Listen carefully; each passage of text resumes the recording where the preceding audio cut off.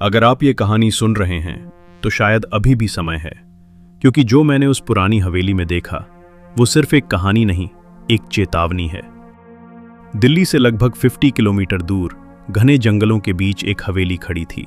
पुरानी हवेली जिसे लोग सिर्फ एक नाम से जानते थे, मौत का दरवाज़ा।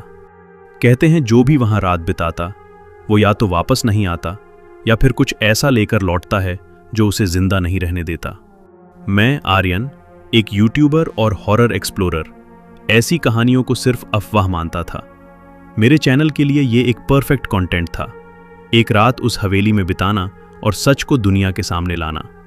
गांव के लोग मुझे बार बार रोक रहे थे, उनकी आंखों में डर साफ दिख रहा था, लेकिन मेरे अंदर सिर्फ उत्सुकता थी और शायद थोड़ा सा अहंकार भी। जैसे ही सूरज ढलने लगा, मैं अपने कैमरे और टॉर्च के साथ उस हवेली के मुख्य दरवाजे तक पहुंचा। दरवाज़ा आधा टूटा हुआ था और हवा के साथ अपने आप धीरे धीरे हिल रहा था, जैसे मुझे अंदर बुला रहा हो। अंदर कदम रखते ही एक अजीब सी ठंडक मेरे शरीर में दौड़ गई, जैसे किसी ने मेरी सांसें जकड़ ली हों। हवेली के अंदर हर चीज पर धूल जमी थी। दीवारों पर पुराने खून जैसे काले धब्बे और टूटे हुए शीशे जिनमें मेरा चेहरा कुछ अजीब सा दिख रहा था, जैसे मैं खुद नहीं हूं। मैंने कैमरा ऑन किया और बोलना शुरू किया। दोस्तों, मैं अभी इस हवेली के अंदर हूं। यहाँ का माहौल बहुत ही अजीब है। लेकिन जैसे ही मैंने बोलना शुरू किया, कैमरे में एक अजीब सी आवाज़ रिकॉर्ड हुई, वापस चले जाओ। मैंने तुरंत पीछे मुड़कर देखा, लेकिन वहाँ कोई नहीं था। मैंने खुद को समझाया, शायद हवा की आवाज़ होगी, पर दिल के अंदर कहीं ना कहीं डर ने अपनी जगह बना ली थी। मैं धीरे धीरे आगे बढ़ा और एक बड़े हॉल में पहुंचा। वहाँ एक पुरानी झूमर छत से लटक रही थी और नीचे एक टूटी हुई कुर्सी, जैसे कोई अभी अभी वहां बैठा हो। अचानक ठक ठक ठक ऊपर की मंजिल से किसी के चलने की आवाज आई। मेरी सांसें तेज हो गईं, लेकिन कैमरे के लिए मुझे ऊपर जाना ही था। हर कदम के साथ सीढ़ियां करा रही थी और ऐसा लग रहा था जैसे कोई मेरे पीछे पीछे चल रहा हो। जैसे ही मैं ऊपर पहुंचा, एक लंबा गलियारा था, दोनों तरफ कई दरवाजे और हर दरवाजा थोड़ा थोड़ा खुला हुआ। तभी एक दरवाजा अपने आप धीरे धीरे बंद होने लगा। मैंने हिम्मत जुटाई और उस कमरे की ओर बढ़ा। दरवाजा खोला और जो मैंने अंदर देखा, मेरे हाथ से कैमरा लगभग गिर ही गया। कमरे के बीचों बीच एक पुराना आईना था और उस आईने में मैं अकेला नहीं था। मेरे पीछे एक और आकृति खड़ी थी, लंबे काले बाल, झुका हुआ सिर और आंखें पूरी तरह काली। मैंने डर के मारे पीछे मुड़कर देखा, लेकिन वहां कोई नहीं था। फिर दोबारा आईने में देखा, वो आकृति अब और पास आ चुकी थी और तभी मेरे कान के पास एक ठंडी फुसफुसाहट गूंज उठी, तू यहां क्यों आया है? मेरे पैरों ने जवाब देना बंद कर दिया और उसी पल कमरे का दरवाजा अपने आप जोर से बंद हो गया और अंधेरे में वो आकृति अब सिर्फ आईने में नहीं थी, वो मेरे पीछे असल में खड़ी थी। दरवाजा जिस जोर से बंद हुआ, उसकी आवाज पूरे हवेली में गूंज उठी और उसी के साथ मेरी सांस जैसे किसी ने पकड़ ली हो। मैं धीरे धीरे मुड़ा। दिल इतनी तेज धड़क रहा था कि उसकी आवाज मेरे कानों में गूंज रही थी, लेकिन वहां कोई नहीं था। कमरा फिर से खाली था। मैंने तुरंत आईने की तरफ देखा और इस बार उसमें मैं भी नहीं था। सिर्फ वो आकृति, वही झुकी हुई औरत, अब सीधे मेरी तरफ देख रही थी। उसकी काली आंखें जैसे आईने के अंदर से बाहर निकलने को तैयार थीं। मेरे हाथ कांप रहे थे। मैं पीछे हटने लगा, लेकिन तभी आईने की सतह में हलचल हुई, जैसे पानी में कोई लहर उठती है, और धीरे धीरे उसका हाथ आईने से बाहर निकलने लगा। वो कोई परछाई नहीं थी, वो हकीकत बन रही थी। नहीं, मेरे मुंह से बस इतना ही निकला और मैं दरवाजे की ओर भागा, लेकिन दरवाजा नहीं खुला। मैंने पूरी ताकत से उसे खींचा, धक्का दिया, लेकिन जैसे वो किसी ने बाहर से बंद कर दिया हो। पीछे से घसीटने की आवाज आने लगी, जैसे कोई फर्श पर अपने नाखून रगड़ते हुए मेरी ओर बढ़ रहा हो। मैंने हिम्मत करके पीछे देखा। वो अब पूरी तरह आईने से बाहर आ चुकी थी। उसका चेहरा इंसान जैसा नहीं था। उसकी त्वचा सड़ी हुई, होंठ फटे हुए और आंखें इतनी गहरी कि उनमें देखो तो जैसे आप खुद को खो दो। उसके लंबे बाल जमीन को छू रहे थे और उसके हाथ असामान्य रूप से लंबे, जिनकी उंगलियों के नाखून इतने बड़े और नुकीले थे कि जैसे किसी को चीर सकते हों। वो धीरे धीरे मेरी तरफ बढ़ रही थी, हर कदम के साथ फर्श पर खून के निशान बनते जा रहे थे। तू यहां क्यों आया? उसकी आवाज इस बार और साफ थी और इस बार वो मेरे दिमाग के अंदर गूंज रही थी। अचानक मेरे कैमरे की स्क्रीन अपने आप ऑन हो गई। मैंने देखा कैमरे में वो औरत नहीं दिख रही थी। कैमरे में मैं अकेला था, लेकिन असलियत में वो मेरे सामने थी। तभी मुझे समझ आया, ये चीज सिर्फ आंखों से दिखती है, कैमरे में नहीं। और फिर कैमरे में कुछ और दिखा। मेरे पीछे दीवार पर एक और छाया, लेकिन वो मेरी नहीं थी।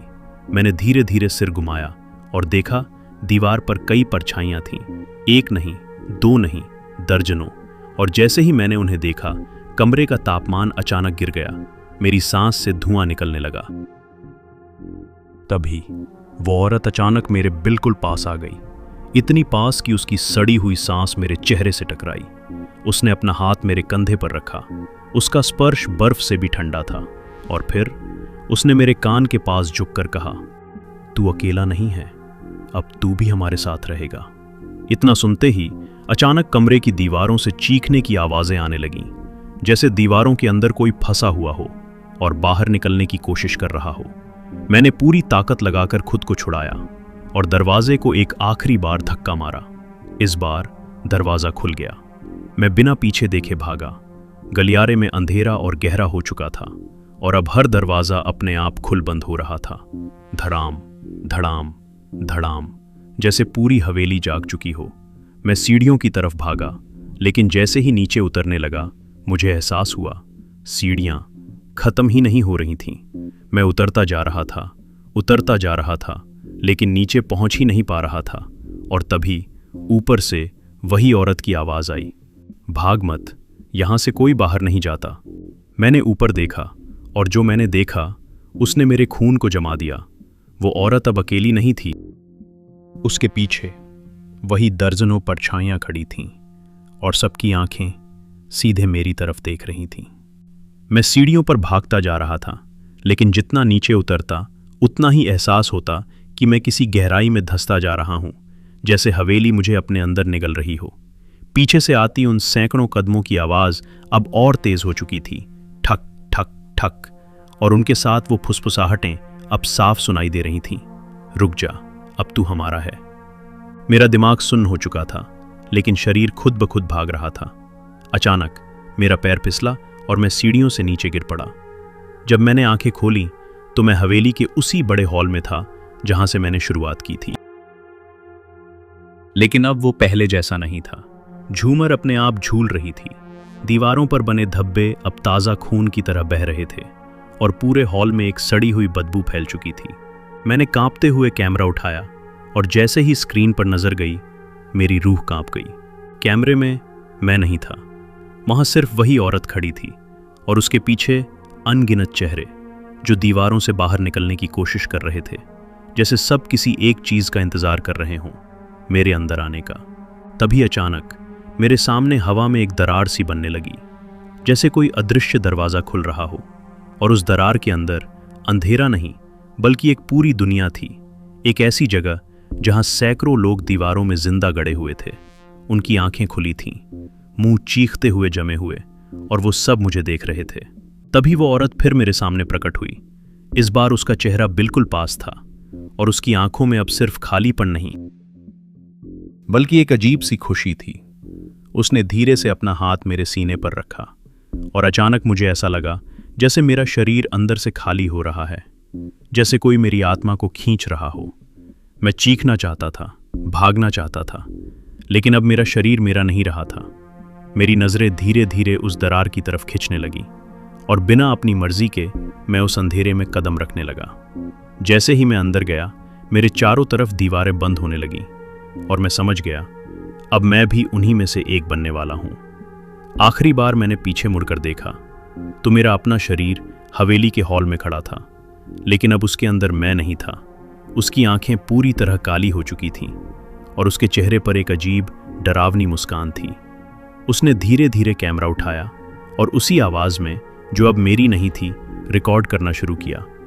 अगर आप ये वीडियो देख रहे हैं तो शायद अगला नंबर आपका है।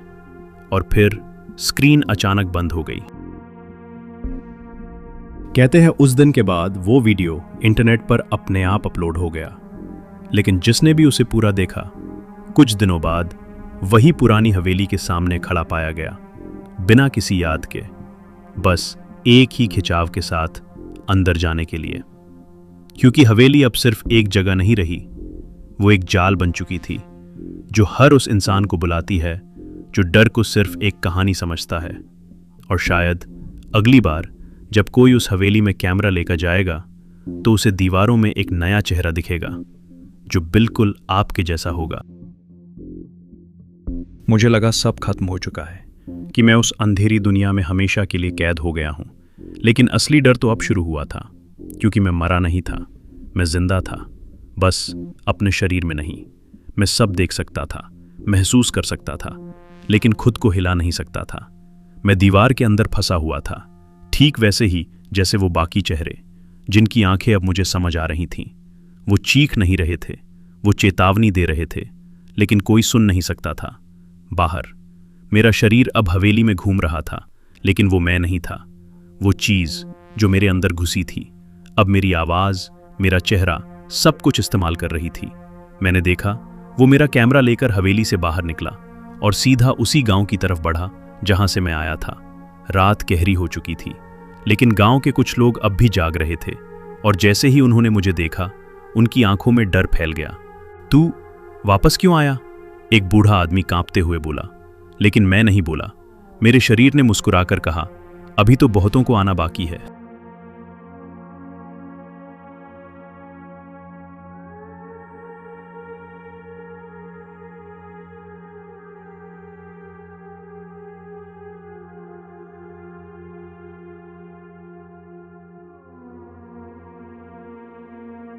और उसी पल गांव के एक लड़के की नजर मेरे कैमरे पर पड़ी। उसने उत्सुकता में पूछा, क्या शूट किया अंदर? बस यही गलती थी।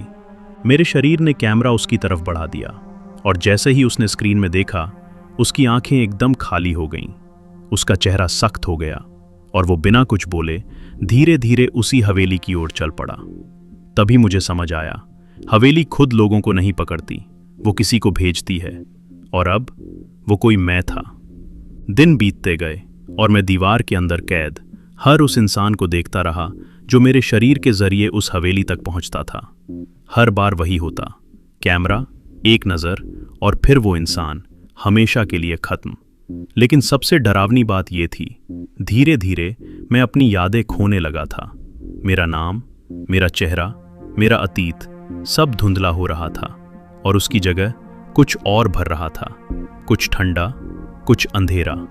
और एक दिन अचानक मैंने खुद को दीवार के अंदर नहीं, बाहर पाया।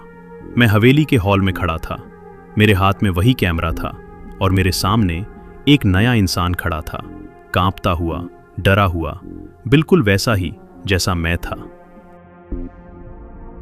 उसने मुझसे पूछा, तुम यहां क्या कर रहे हो? और तब बिना सोचे, बिना रोके, मेरे होंठ खुद ब खुद मुस्कुराए, और मैंने वही कहा, अगर आप ये कहानी सुन रहे हैं तो शायद अभी भी समय है। उसी पल मुझे एहसास हुआ, मैं अब वो बन चुका हूं। अब मैं भी उसी हवेली का हिस्सा हूं, एक शिकारी जो अगली आत्मा का इंतजार करता है। और सबसे खतरनाक सच, हवेली कहीं एक जगह नहीं है, वो हर उस स्क्रीन में है जहां ये कहानी पहुंचती है।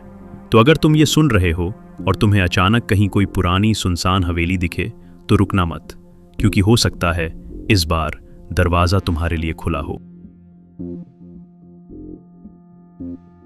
अगर आपको ये वीडियो पसंद आई हो तो इस वीडियो को लाइक करें, चैनल को सब्सक्राइब करें और कमेंट में बताएं आप किस तरह की हॉरर कहानियां सुनना चाहते हैं, ताकि मैं आपके लिए और भी अच्छी कहानियां लेकर आता रहूंगा।